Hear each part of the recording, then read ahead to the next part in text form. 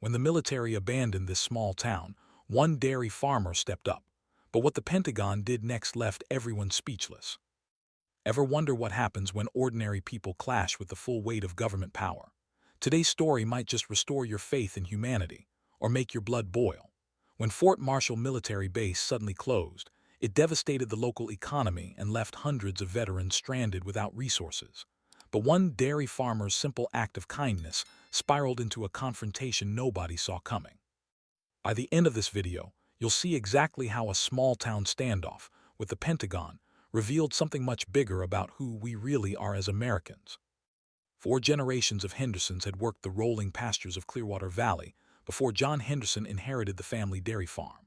With its red barn standing tall against the morning mist and black and white Holsteins dotting green hillsides, Clearwater Dairy was a postcard image of rural America.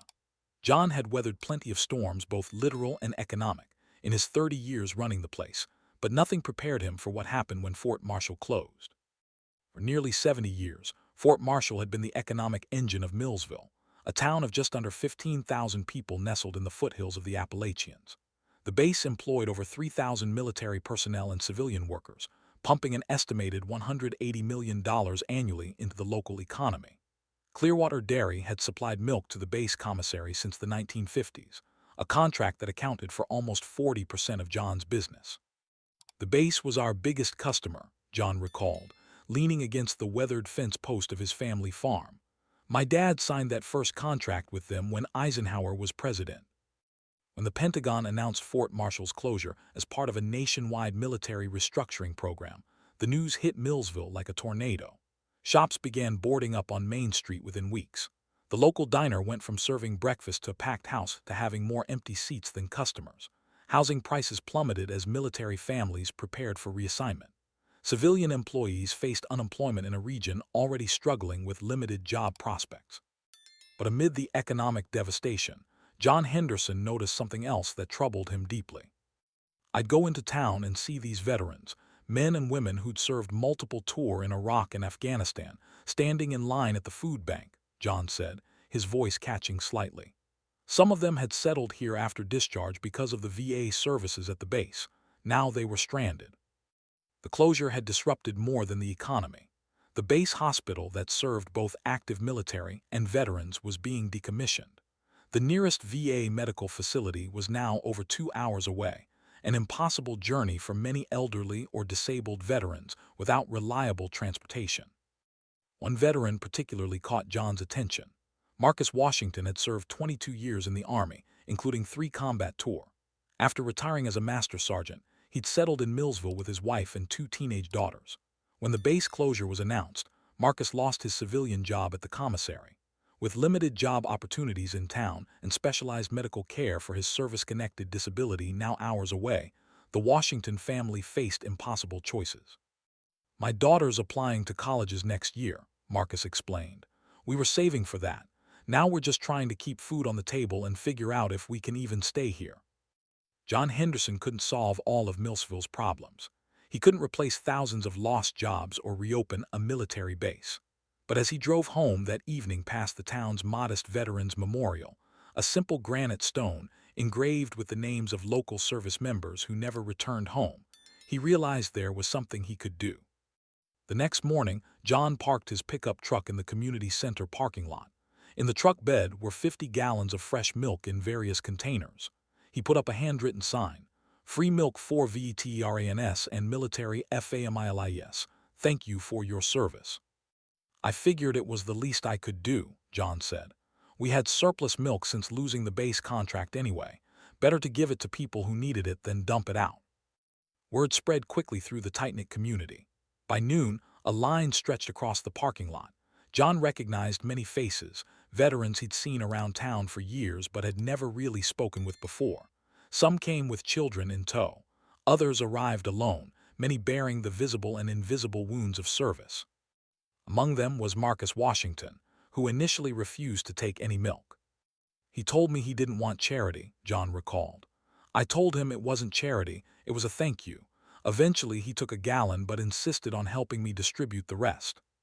By the end of that first day, John had given away all 50 gallons and promised to return the following week. What began as a one-time gesture quickly evolved into a weekly event. John started bringing cheese and butter as well dairy products his family had been making for generations. 3 weeks into what locals now called Veterans Dairy Day, John noticed unfamiliar faces in line, not just veterans and military families, but ordinary townspeople struggling with unemployment in Millsville's collapsing economy. At first I was a bit frustrated, John admitted.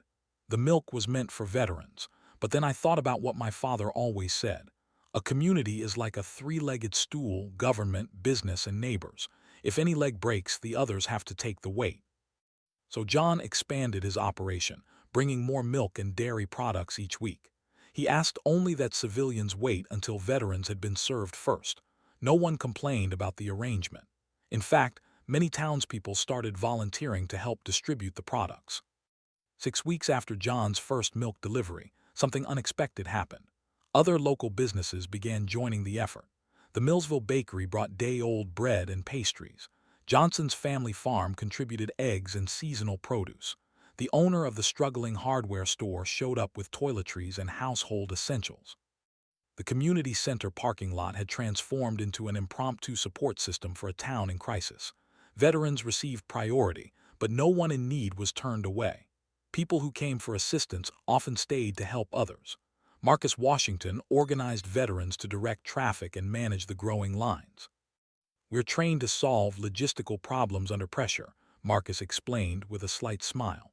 "This is nothing compared to moving supplies through a combat zone." By the second month, local media caught wind of the story. A reporter from the county newspaper wrote a front-page feature about the dairy farmer who refused to let veterans down. The article described how John Henderson's simple act of kindness had catalyzed a community-wide response to economic disaster.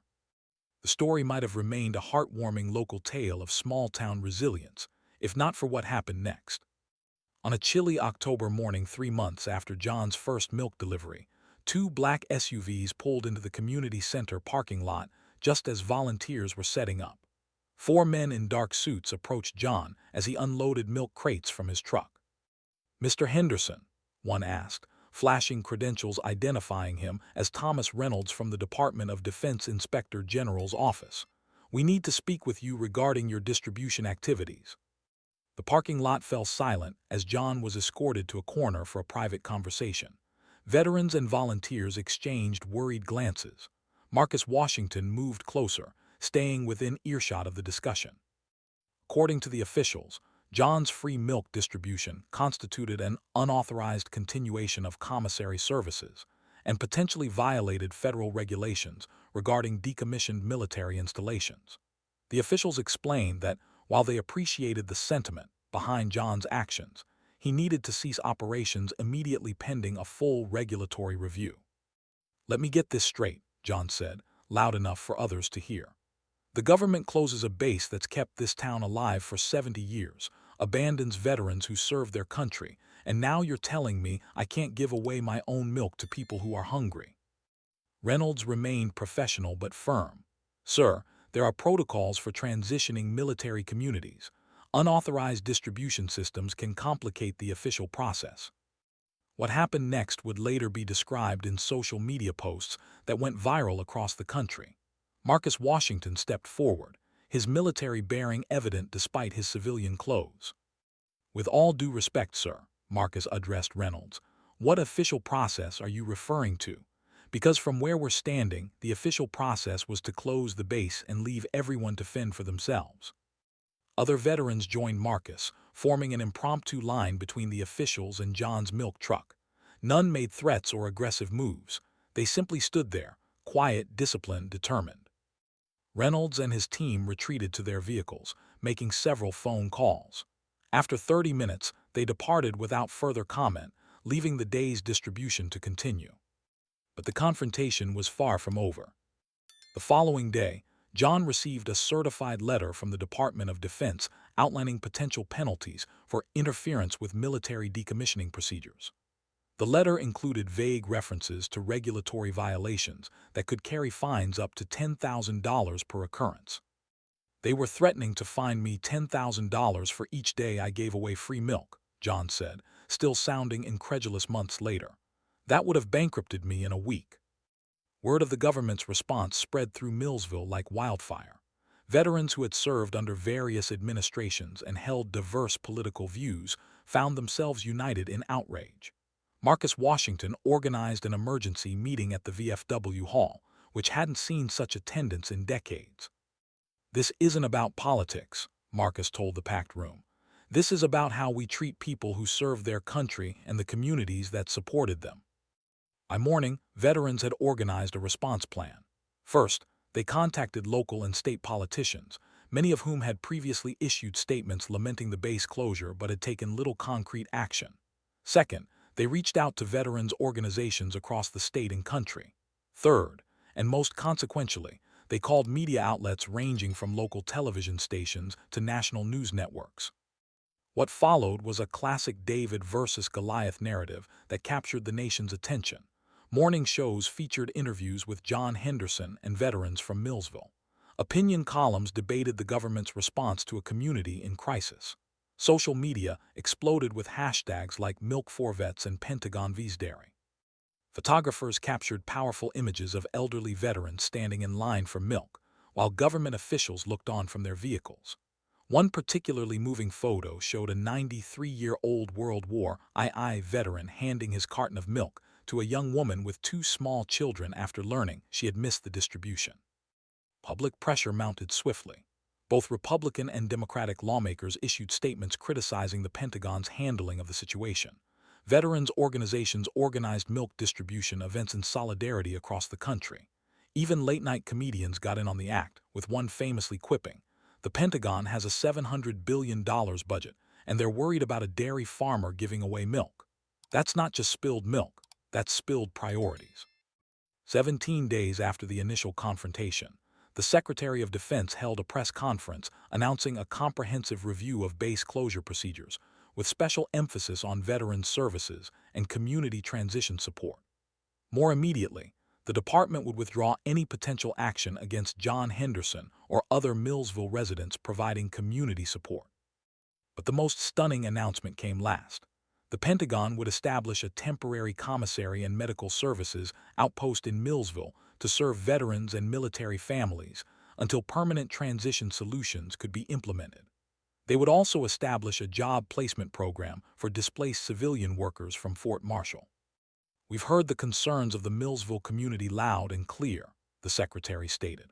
"While base realignments are necessary for national security and fiscal responsibility, we acknowledge that our implementation in this case failed to adequately address the human impact. We're committed to doing better." The announcement was met with cautious optimism in Millsville. John Henderson, characteristically humble, tried to deflect attention from himself. "I didn't do anything special," he insisted. "Anyone would do the same for their neighbors." But Marcus Washington disagreed. "What John did was remind us all that community isn't just where you live, it's how you live," he said. "Sometimes it takes one person to stand up and say, 'This isn't right,' before others find their courage." 6 months after Fort Marshall's closure, Millsville was still struggling economically, but visible signs of recovery had appeared. The temporary commissary and medical facility employed several dozen local residents. A job placement office had helped hundreds of others find employment in neighboring counties or access retraining programs. Perhaps most significantly, the Pentagon's response to Millsville became a blueprint for handling other base closures across the country. New guidelines required comprehensive community impact studies and detailed transition plans focused on veteran services before any installation could begin decommissioning. John Henderson still brings milk to the community center every Saturday, though now it's part of a larger farmers market that emerged from the crisis. The Pentagon's temporary commissary partners with local producers to supply fresh goods, creating new markets for farmers who lost contracts when the base closed. "Sometimes good comes from difficult situations in ways you never expect," John reflected, watching veterans and townspeople mingling at the market. "This whole thing started because I had extra milk and neighbors who needed it. Everything else just grew from that simple fact." Marcus Washington now heads a community advisory board working directly with Pentagon officials on the long-term transition plan for Millsville. His oldest daughter received a full scholarship to college, funded by a national veterans organization that learned of her family's story during the height of the controversy. My grandfather used to say that the measure of a country isn't how it treats its highest citizens, but how it treats its most vulnerable, Marcus said. For a while there, it felt like we'd been forgotten. But then a dairy farmer with a truck full of milk reminded everyone what it means to be a community, and eventually, even the Pentagon had to listen. The story of Millsville highlights something profound about American resilience and the sometimes complicated relationship between government institutions and the communities they serve. When Fort Marshall closed, it revealed vulnerabilities in how we support veterans and military communities during transitions. But it also revealed the strength that exists in ordinary citizens who refuse to let their neighbors face hardship alone. John Henderson never set out to challenge the Pentagon or create a national movement for veterans' rights. He simply saw people in need and shared what he had. That fundamental impulse, to help without question, to give without expectation of return, represents something essential about who we aspire to be as a society. As former Fort Marshall Commander Colonel James Harrington, now retired, noted in a recent interview, military service teaches you that the mission always comes first, but it also teaches you that you never leave anyone behind. What happened in Millsville was a powerful reminder that those values don't end when you take off the uniform. The temporary commissary and medical facility in Millsville are scheduled to remain operational for at least 3 years. Enough time, officials hope, for more permanent solutions to take root. Several companies have expressed interest in repurposing portions of the former base for manufacturing facilities, attracted by the skilled workforce and supportive community. John Henderson recently expanded his dairy operation, hiring 4 veterans including a former military veterinarian who now helps care for his herd. Clearwater Dairy Products have found new markets thanks to the publicity from the Millsville story. A special Veterans Blend cheese donates a portion of proceeds to support programs for military families in transition. The irony isn't lost on me, John said with a chuckle. I started giving away milk because I had too much of it after losing my biggest customer. Now I'm producing more than ever and can barely keep up with demand. As for the Pentagon officials who initially confronted John in the community center parking lot, Thomas Reynolds returned to Millsville 6 months later, not to enforce regulations, but to personally apologize and present John with a civilian service medal on behalf of the Department of Defense. "We got it wrong," Reynolds admitted during the ceremony. "Sometimes systems and protocols make us forget the human element." Mr. Henderson reminded not just Millsville but our entire department what service really means. The story of Millsville continues to evolve, as all real stories do. Not every problem has been solved. Economic challenges remain. Some veterans still struggle with accessing the care they need. The temporary solutions implemented after the public outcry require permanent policy changes to truly address the systemic issues revealed by Fort Marshall's closure. But something fundamental has shifted in how this community sees itself and how the government approaches its responsibilities to military communities in transition. A dairy farmer with surplus milk and a simple desire to help his neighbors managed to change the conversation at the highest levels of government. "I still don't think I did anything special," John insisted one morning as he watched the sun rise over his dairy farm, the same land his great-grandfather had worked nearly a century earlier. "I just did what needed doing. That's all any of us can do, really." Perhaps that's the most powerful lesson from Millsville's story. Change doesn't always require grand gestures or complex policies. Sometimes it starts with something as simple as a farmer sharing his milk, and the courage to continue doing what's right, even when powerful institutions stand in opposition. As we witness increasingly divisive rhetoric in our national conversation, the story of Millsville offers a different narrative. One where people of different backgrounds, political beliefs, and life experiences found common ground in the simple principle that we take care of each other when times get tough. "In the military, we have a saying," Marcus Washington explained. "Mission first, people always." For a while there, it seemed like the mission of closing bases had overshadowed the people always part of the equation. What happened here helped restore that balance, not just for Millsville, but hopefully for military communities across the country. John Henderson still rises before dawn each morning to tend his herd. The rhythm of farm life continues much as it has for generations. But now when he drives his truck into town, He sees something his father and grandfather never witnessed, a community that found its voice and a government that, however reluctantly, learned to listen. My dad used to say you can judge a society by how it treats three groups: its children, its elderly, and those who sacrificed for the common good, John reflected. For a while there, I think we were failing that test, but people spoke up. And sometimes, if enough people speak up, even the Pentagon has to admit when something isn't right.